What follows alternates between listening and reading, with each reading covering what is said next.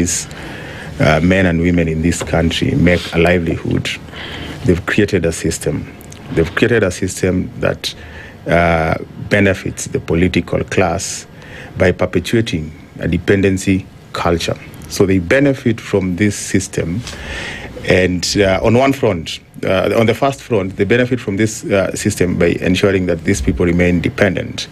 But on the second front, they benefit from this system as a political class, simply because it protects their political clout. Mm-hmm. So what happens is, instead of debate, they inculcate a culture of fear.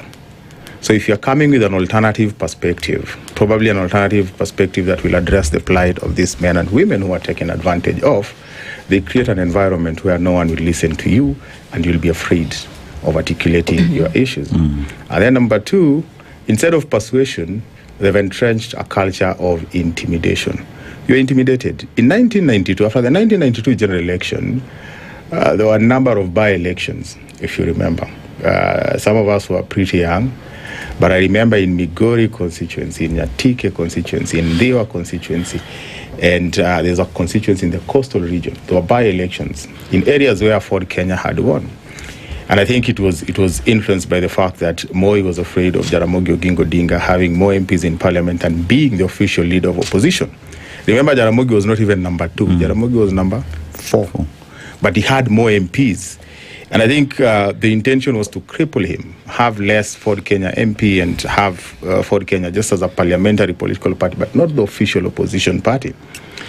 And I remember walking to Migori Stadium and listening to a number of candidates who came forward for the by-election, because the Ford Kenya candidate who had won was now contesting on a Kanu ticket. So Ford Kenya had to get candidates. And there were a couple of candidates. I remember one called Charles Ogut, who was by then a university student. We went and listened. But you see, the political class today understands that if Hesbon Owila pops up and he has ideas and people listen to him, the likelihood of fresh ideas challenging the status quo is extremely high and addressing the plight of these men and women.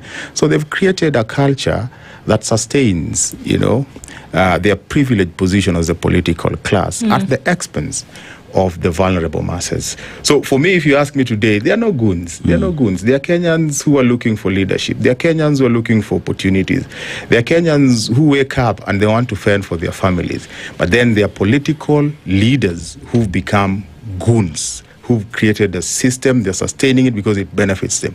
They go out and take advantage of those Kenyans. And it is very unfortunate that the government of the day has failed to crack on this, because the buck, stops with the president and the people the president has put in place to just stop this once and for all. Today, they'll block the member of parliament who is trying to challenge my MP, for instance, in Embakasi South. They'll block him with motorbikes. Tomorrow after the election, this politician probably go for recess after winning or wherever, dealing with his stress. They'll block me or they'll block you. And no one will do nothing because they won't have the politicians to pay them. But they'll still look for a way of, meeting their daily expenses. They'll end up creating a very chaotic system that thrives on impunity as they're looking for money.